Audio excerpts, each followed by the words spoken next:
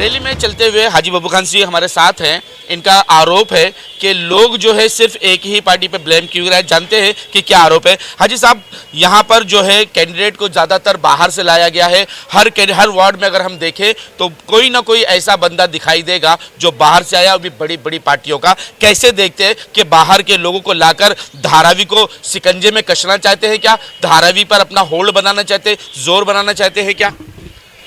कैसा है कि सबसे पहले तो मैं आपके माध्यम से सारे लोगों को, आज मेरा रैली का पहला दिन है और सारे लोगों को मैं रिक्वेस्ट करना चाहूँगा कि सब लोग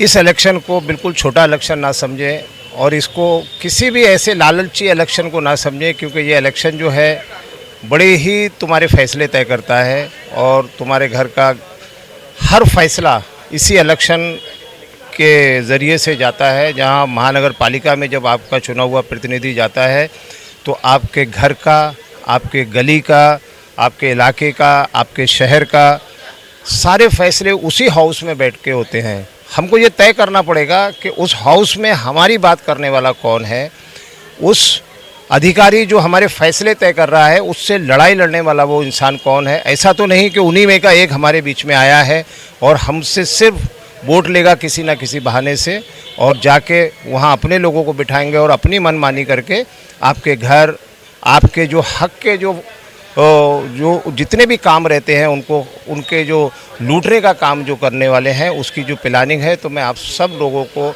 इस आफाक भाई के इस चैनल के ज़रिए मैं आप सारे लोगों को बताना चाहता हूं कि आप लोग जागरूक रहिए, किसी के कहने में ना आए, क्योंकि आपने देखा होगा कि वार्ड नंबर 184 में एक ओपन सीट है, महिला ओपन सीट है, मेरी वाइफ इलेक्शन में आई हैं और आप समझ लो कि जितने भी वो, चाहे बीजेपी के संगठन हो, चाहे वो राज ठाकरे का संगठन हो, बाला साहब, उदय बाला साहब का, या जितनी भी वो एक दूसरी बी टीम भी रहती है वो है, और ऐसी बी सी डी जितनी भी टीमें जो उतरी हैं वो सारे लोग एक ही टारगेट बना के बैठे हैं कि वार्ड नंबर 184 में कांग्रेस का कैंडिडेट बब्बू खान के वाइफ को किसी तरीके से हराएं। आखिर बब्बू साहब, एक और बात है कि कई ऐसे लोग हम इस वार्ड में देख लेंगे 184 में जो आपके ही नाम से खाली टिकट लिए हैं कि आपके खिलाफ उतरना है, इसलिए उनको टिकट भी मिल गई है। नहीं, आप उनका हिस्ट्री देखो ना, वो इलेक्शन से कितनी दूर हैं, इलेक्शन उनके आसपास भी नहीं है, लेकिन सिर्फ इस इलेक्शन में आए हैं। आप समझ सकते हैं, यहाँ की जनता समझ सकती है कि वो क्यों आए हैं, किसने भेजा है। यहाँ के लोग बहुत अच्छा तरीके से समझते हैं कि इससे पहले भी विधानसभा का इलेक्शन हुआ था तो एक आदमी आया, वो रक्शे पे बैठ के आ गया था और उसको खाली पैदल जाना पड़ा था। इसी तरीके से अभी बहुत सारे जो लोग आए हैं वो भी पैदल ही जाने वाले हैं, क्योंकि यहाँ के लोग किसी को पसंद नहीं करते हैं। आपने देखा होगा कहीं पर गली खराब है, मेरे नाम का वीडियो बनाया जाता है। अरे भाई, सरकार महाराष्ट्र में बीजेपी सेना की है, आप उनके नाम का बात क्यों नहीं करता है? हमारा क्या है उसमें? नहीं, सवाल यही उठता है कि सिर्फ आप पर ही आरोप क्यों लगता है कि बब्बू खान ने काम नहीं किया, बब्बू खान ने ये नहीं किया, बब्बू खान ने वो नहीं किया, सिर्फ पैसे के दम पर आगे बढ़ रहे हैं? 6 साल से मैं देख रहा हूँ कि कोविड जब से आया है, जब से मेरा क्या कार्यकाल है, आप 2022 से आप देखिए, 2022 के बाद तो मैं नगर सेवक ही नहीं हूँ, उसके बावजूद भी मैं लोगों में जाके कुछ ना कुछ लोगों की मदद करता ज़रूर हूँ। लेकिन लोगों को इतना नहीं समझ आता है कि सरकार चला रही है महानगर पालिका, स्टेट गवर्नमेंट चला रही है महानगर पालिका, कमिश्नर के हाथ में है महानगर पालिका। आप उसके नाम का एक वीडियो क्यों नहीं बना के डालते हो? क्यों बब्बू खान के पीछे लगे रहते हो? बब्बू खान का उसमें कौन सा रोल है? किसी गली टूटी पड़ी है तो उसमें बब्बू खान का क्या रोल है? कोई रोड पे काम नहीं हो रहा है तो उसमें बब्बू खान का क्या रोल है? हमारा उससे क्या लेना देना है? आप जैसे आप हो वैसे हम हैं। आप आरोप लगाओ, महानगर पालिका के कमिश्नर के ऊपर आरोप लगाना चाहिए, जी नॉर्थ वार्ड के असिस्टेंट कमिश्नर पे आरोप लगाना चाहिए। सरकार जो तुम्हारी खुद की सरकार है उसके ऊपर क्यों नहीं आरोप लगाते कि इस इलाके में काम नहीं हो रहा है? 4 साल एक नगर सेवक का कार्यकाल 5 साल का होता है, 4 साल ये कार्यकाल हो गया, उसके बावजूद भी क्यों नहीं बात होती है? नहीं होती, क्यों? कि टारगेट सिर्फ बब्बू खान है, बब्बू खान को ही टारगेट करना है। इस तरीके से मैं आपके माध्यम से लोगों को बताना चाहता हूँ कि समझना पड़ेगा कि ये कौन लोग हैं, क्यों एक आदमी को बदनाम करने की कोशिश कर रहे हैं, अपना गुनाह दूसरे के गले में डालने की कोशिश कर रहे हैं। उसमें हमारा क्या कसूर है? हमारा क्या कसूर है, आप बताइए। अगर काम नहीं होता है इलाके में, महानगर पालिका के अधिकारी काम नहीं करते हैं, उसका जिम्मेदार महानगर पालिका है या फिर असिस्टेंट कमिश्नर है या फिर स्टेट की जो सरकार है वो है? नहीं, बब्बू खान है। तो इस तरीके के हालात हमारे इस वार्ड में हैं। लोग ये बताना चाहते हैं, एक एक वीडियो आता है, जो बीमार हैं अपनी अक्ल से कुछ लोग वीडियो बना के डालते, ये देखो ये क्या हुआ। अरे वो लोग तो खुद 5-5 पार्टी बदल के अभी एक नए एजेंडे पे उतरे हैं। उन्होंने अभी जाके बी टीम बन के अब हमारे लोगों को वोट तोड़ने के लिए आए हैं, वोट काटने के लिए आए हैं। उनको ये नहीं मालूम कि उन्होंने कितनी पार्टी बदली करी है। अरे मैं तो गया था, मेरी विचारधारा नहीं मिली, मैं वापस अपने घर पे वापस आ गया।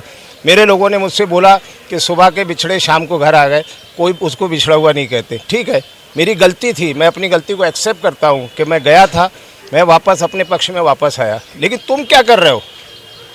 ऐसे बहुत सारे लोग यहाँ पर बैठे हैं जिसने 4-4 पार्टी बदली करके आया, वो मेरे ऊपर आरोप लगाते हैं।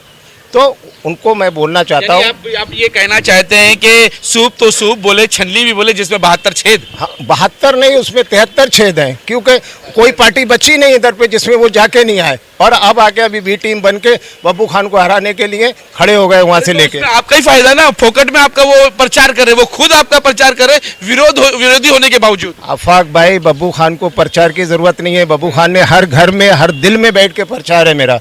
मैं हर घर में बैठता हूँ, हर घर से मिला हुआ हूँ, हर आदमी मुझे जानता है। मैंने लोगों को काम करके अपनी पहचान बनाई है, ना कि ये फालतू वीडियो बना के नहीं बनाई।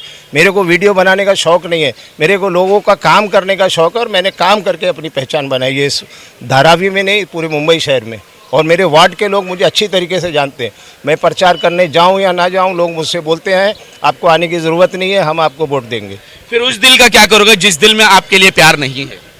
ऐसे मुझे नहीं लगता कि किस दिल में मेरे लिए प्यार नहीं है, लेकिन जो नफरत भरे लोग हैं वो सब बिकाऊ लोग हैं। इस वार्ड में मुस्लिम कैंडिडेट 9 है, 10 है। हाँ, और आप सोचो कि एक मुसलमान को हराने के लिए 9 लोगों को खड़ा किया गया है। वो कितने लोग उनमें से 9 में से हैं जो जीतने की कगार पे खड़े हुए हैं? आप उनका सर्वे निकालो, वो कितने लोग उनमें से ऐसे हैं जो फाइट कर सकते हैं मेरे सामने आके? मेरे सामने किसकी फाइट होगी? आपको मालूम है? ये लोग फाइट करने वाले हैं क्या? ये लोग सिर्फ मेरी टांग पकड़ के खींचने वाले हैं ताकि मैं हार जाऊं। लेकिन यहाँ के लोग बहुत होशियार हैं। पिछले बार की जो लीड थी ना, उसकी डबल लीड आपको इस बार आपको इस धारावी के वार्ड नंबर 184 में लोग करके दिखाएंगे। नहीं हाजी साहब, एक सवाल उठता है कि अगर लोग आपकी टांग खींचकर आपको अगर हराना चाहते हैं तो फायदा किसका पहुंचेगा, किसको फायदा इसका मिलेगा?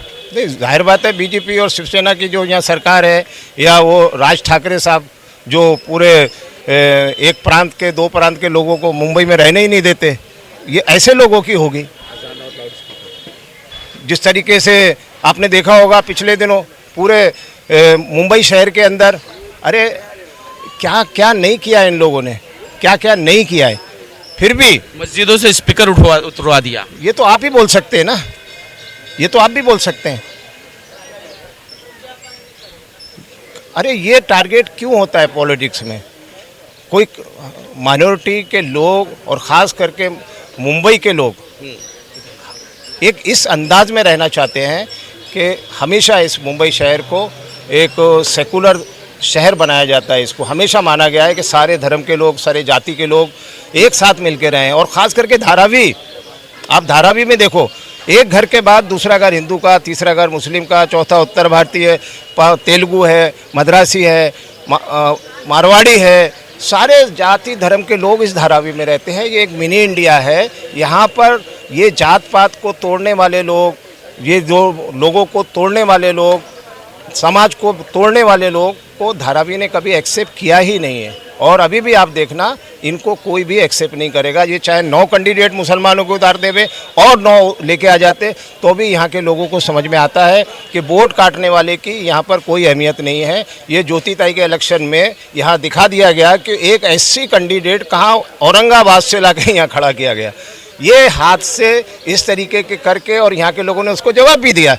आज भी साइन कोलीवाड़ा से लाया जा रहा है, वर्सोवा से लाया जा रहा है, बाहर से कैंडिडेट लाए जा रहे हैं ना यहाँ। हर रोज एक पोस्ट बनाते हो आप डीआरपी के ऊपर, और डीआरपी है क्या यहाँ के लोगों को बताइए। हाँ। अरे यहाँ के लोगों को यहाँ से फेंकने के लिए यहाँ के सारे नगर सेवक तो चाहिए नहीं चाहिए। अब वो कहीं से भी लाके यहाँ ऐसे लोगों को नगर सेवक बनाया जाए जो सिर्फ और सिर्फ अडानी और यहाँ के सरकार के बारे में हमने तो सपोर्ट बार बार रिपोर्ट में यही बताई है कि इस बार जो है अडानी ही महापौर बनने वाले हैं, नहीं बन जाए ना, अच्छी बात है। अडानी को महापौर बना देंगे तो झंझट ही खत्म हो जाएगा, है ना? हाँ, क्योंकि वैसे भी बीजेपी के एक अध्यक्ष जो हैं हमारे, इशारों पे काम करने से अच्छा डायरेक्ट काम होगा। बीजेपी के जो अध्यक्ष है उन्होंने बोला कि मुंबई शहर में कोई खान पठान तो मेयर बन नहीं सकता, तो अडानी को ही बना दिया जाए, बेहतर है, उसमें क्या फर्क पड़ता है। बात चल रही है कि बार बार जो लोग वोट काटने की बात करते हैं और हमेशा कहा गया वोट कटुआ, लेकिन वोट काट कर नुकसान किसका होगा वो लोगों को जानना होगा कि आप जो वोट देंगे उससे अगर आपका कोई मजबूत कैंडिडेट अगर हारता है तो जाहिर सी बात है नुकसान आपको उठाना होगा। 1 2 3 4 नहीं बल्कि 5 साल आपको वो बर्दाश्त करना होगा और पता नहीं इस 5 साल के बाद आप रहोगे भी या नहीं रहोगे, धारावी खाली ना हो जाए। आज तक के लिए इतना ही। देश विदेश की खबरों के लिए देखते रहे न्यूज़ 7 इंडिया।